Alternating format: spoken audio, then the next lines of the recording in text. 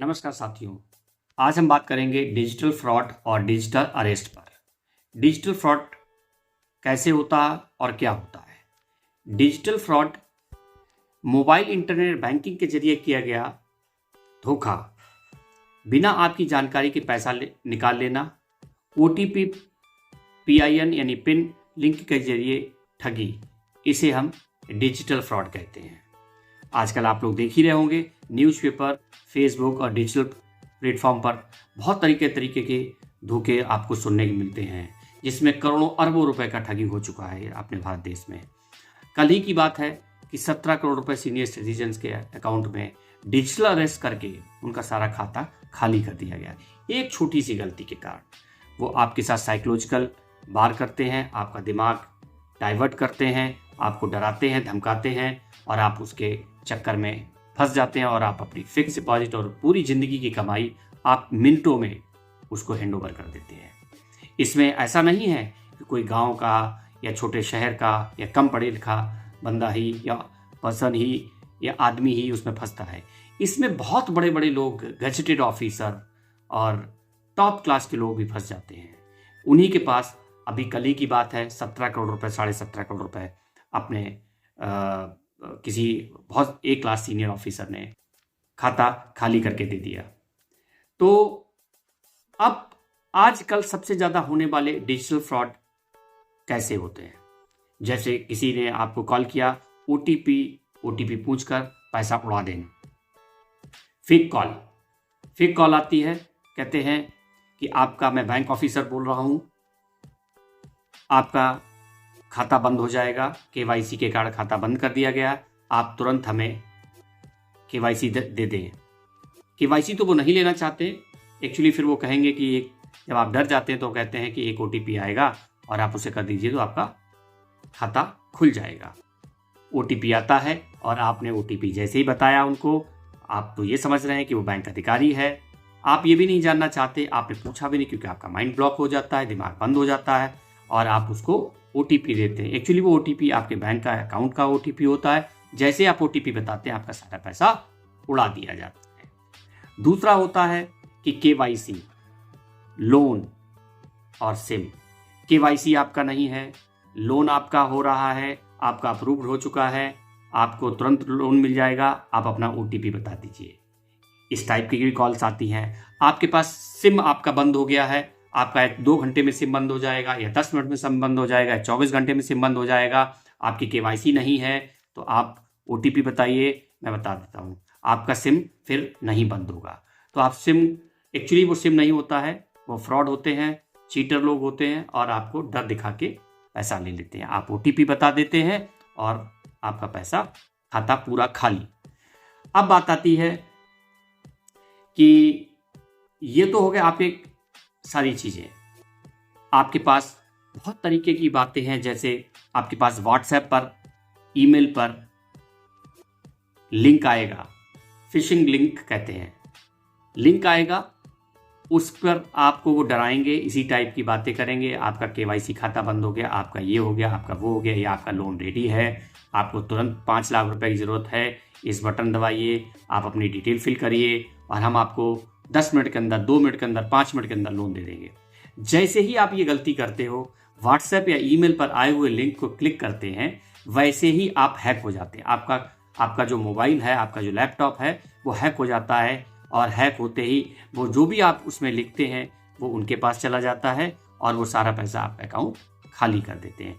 तो आप इस टाइप से भी सिस्टम चल रहा है। ऑनलाइन शॉपिंग को लेके भी आपके पास फ़ोन कॉल्स आती हैं कि मैं इस सेंटर से बोल रहा हूँ, इस शॉपिंग प्लेटफॉर्म से बोल रहा हूँ, है ना, और आपका हम रिफ़ंड प्रोसेस करना चाहते हैं। अब होता क्या है, आप या तो ये कहेंगे कि मैंने तो कोई शॉपिंग ही नहीं की, तो रिफ़ंड किस बात का, और या वो अटेम्प्ट लेते हैं।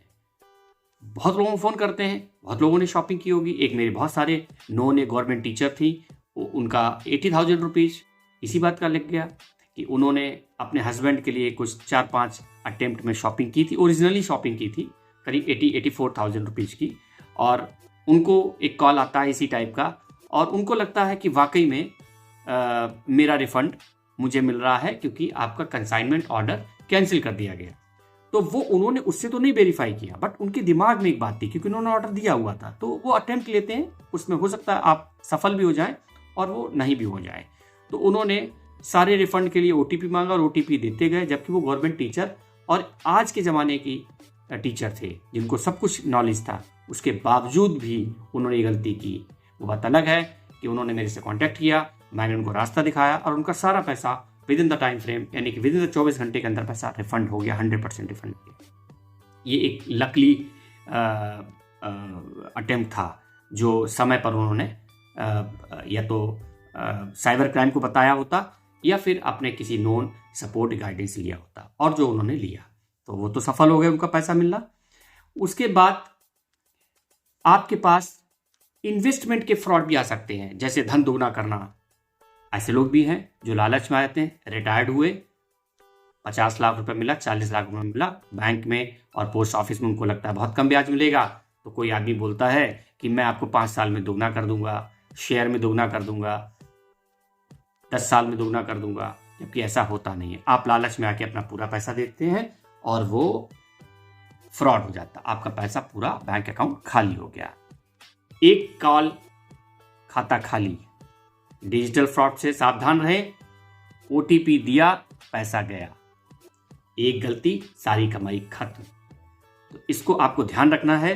फ्रॉड करने वाले के हथकंडे खुद को बैंक अधिकारी, पुलिस, सीबीआई, आईटी, इन तरीके के लोगों को, आप लोगों को, आम जनता को बताते हैं कि मैं सीबीआई हूँ, मैं पुलिस अधिकारी हूँ, मैं एसपी कार्यालय से बोल रहा हूँ, मैं डीआईजी कार्यालय से बोल रहा हूँ, मैं सीबीआई का ऑफिसर बन के बोल रहा हूँ, मैं दिल्ली के इस ऑफिस से बोल रहा हूँ, मैं आपकी 30,000 कोर्ट से बोल रहा हूँ, मैं इलाहाबाद कोर्ट से बोल रहा हूँ। इस टाइप की कॉल्स बहुत आती हैं और आप उस पर बहुत ज़्यादा वेरीफाई नहीं करते हैं, आप एकदम हाइपर हो जाते हैं, टेंशन में आ जाते हैं, डिप्रेशन में आ जाते हैं, और वही वो करते भी हैं।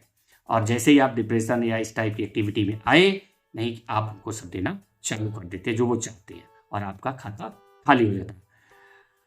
फ्रॉड करने वालों के हथकंडे जो हैं वो बहुत तरीके के और भी तरीके के, बस सावधानियां बरतनी है। आपके अंदर डर पैदा करेंगे, लालच देंगे, लॉटरी की बात करेंगे, कैशबैक की बात करेंगे, इनाम की बात करेंगे कि अरे आपका एक कैशबैक आना है, आप ओटीपी बताइए तो आपको 20% का छूट मिल जाएगा, आपने जो पिछली शॉपिंग की थी। और आज की डेट में गांव-गांव में हर आदमी कहीं ना कहीं शॉपिंग किया होता है, तो उसको लगता है 20% का वाउचर या 20% मुझे अगले उसमें मिल जाएगा। बट खेल सिर्फ यही है कि वो ओटीपी देंगे या कोई लिंक भेजेंगे, और आपने इन दोनों बातों को मान लिया, मीन्स आपका खाता कहीं पे भी होगा खाली हो जाएगा। लालच बहुत बुरी बला होती है।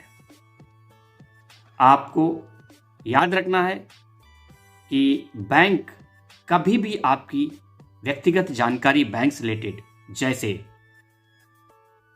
आपका पिन नंबर क्या है, आपका ATM card, debit card, credit card number क्या है, आपका सीवी क्या है, सीवीबी क्या है, आपसे ऑनलाइन कभी भी केवाईसी नहीं मांगेंगे, आपसे कुछ नहीं कहेंगे। यदि आपके पास आपको लगता है, आपको सतर्क हो जाना चाहिए कि ये बैंक अधिकारी बैंक से संबंधित नहीं है, ये फ्रॉड है, ये टोटली फ्रॉड है। यदि मुझे वेरीफाई करना है तो मैं तत्काल बैंक या बैंक अधिकारी से बात करूंगा, और मुझे लगता है कि आपको बैंक जाना चाहिए और इंक्वायरी करनी चाहिए।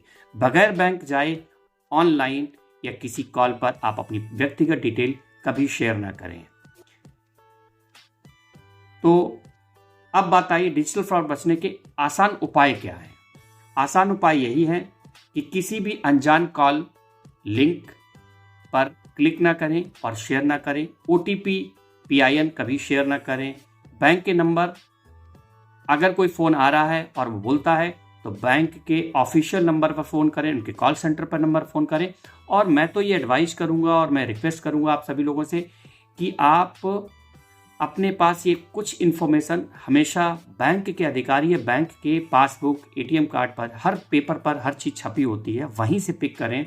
और यदि आपको लगता है कि आपके पास नहीं है तो आप गूगल या डिजिटल प्लेटफॉर्म से ले सकते हैं, लेकिन ध्यान रखिएगा कि जो भी आप डिटेल उठा रहे हैं उसको ध्यान से समझिए, क्योंकि आजकल बहुत सारी लिंक और बहुत सारे फेक नंबर डिजिटल प्लेटफॉर्म पर भी होते हैं। उनको पहचानना कैसे? उनको पहचानना ऐसे कि उसमें एक लॉक लगा होता है, छोटा सा ताला बना होता है।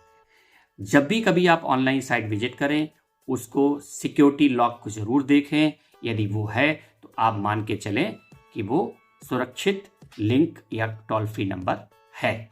और वैसे आपको अपने पास बैंक से ही वेरीफाई करके जरूर रखना चाहिए, या आपकी पासबुक या आपके पास जो भी पत्राचार हुआ होगा उस पर डिटेल रहता है, और अपने मोबाइल पर सेव करके रखें।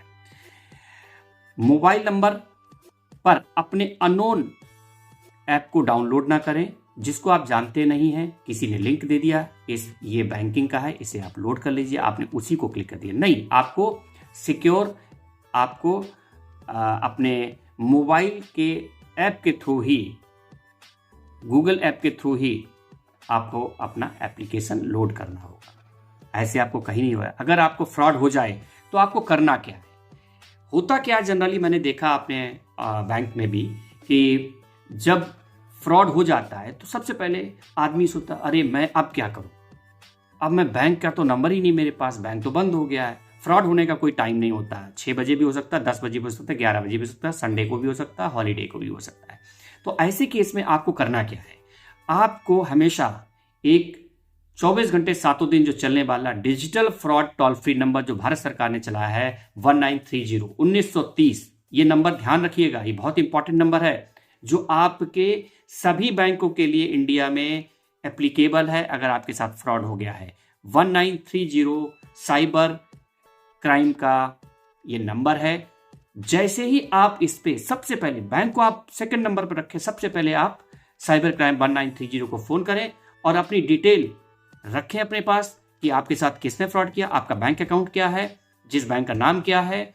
आपको ये सारी बातें 1930 पर इंफॉर्मेशन जो वो पूछे आपको बताना पड़ेगा। जैसे आपने बताया, आप जितनी जल्दी ये सब काम कर लेंगे आपका पैसा उतनी जल्दी रिकवर होने के पूरे चांसेस हैं। हो सकता है 100% मिल जाए, और जो भी मिल जाए वो बहुत अच्छा है। दूसरा आपका है कि आप सेकंड नंबर पर बैंक में जाएं, तुरंत आप बैंक को सूचना दें, मेरा खाता लॉक कर दीजिए, मेरा पैसा निकल गया है, जो फर्दर बचा है वो ना निकल पाए। तीसरा उपाय है कि आप साइबर, जो क्राइम जहां साइबर सेल होता है, हर जिले के मुख्यालय में साइबर सेल होता है, साइबर थाना होता है, आप वहां पर लिखित सूचना भी जरूर दें। उस साइबर टोल फ्री नंबर पे तो देने के बावजूद भी थाने में आप साइबर सेल को लिखित सूचना या FIR या एप्लीकेशन जरूर दें, जिससे कि आपका पैसा बच सके। अब बात आती है कि एक साइबर ऑनलाइन पोर्टल भी है। साइबर ऑनलाइन पोर्टल पर भी जो इन्फॉर्मेशन है आप उस पर भी डाल सकते हो। तो मैं तो ये एडवाइज करूंगा कि सबसे पहले हैंडी जो होता है वो आपका मोबाइल होता है, और मोबाइल पर 1930 आपको नंबर डायल करना है और तुरंत सूचना देनी है। बाकी तो ये सब चीजें होनी है और आपको करनी भी है। दूसरा, एक गलती पूरी कमाई खत्म कर सकती है, इसलिए सतर्क रहें, सुरक्षित रहें और वीडियो को शेयर करें ताकि कोई और ठगी का शिकार न बने। तो आप लोग सुरक्षित भी रहें और ऐसे ही अच्छी, हेल्दी और नॉलेजेबल वीडियो हम बनाते रहेंगे। बस मैं यही एक रिक्वेस्ट करता हूं कि आप इस वीडियो को लाइक करें, शेयर भी करें, फॉलो भी करें, कमेंट्स भी करें। और दूसरा, यदि आपकी कोई व्यक्तिगत परेशानी है इसी से रिलेटेड, तो आप हमसे मेरे कमेंट बॉक्स में जाके आप अपनी बात लिख सकते हैं, और मैं वादा करता हूं कि आपको आप ही की भाषा में, सरल भाषा में आपको इसका जवाब जल्दी दूंगा। उसके लिए धन्यवाद। नमस्कार।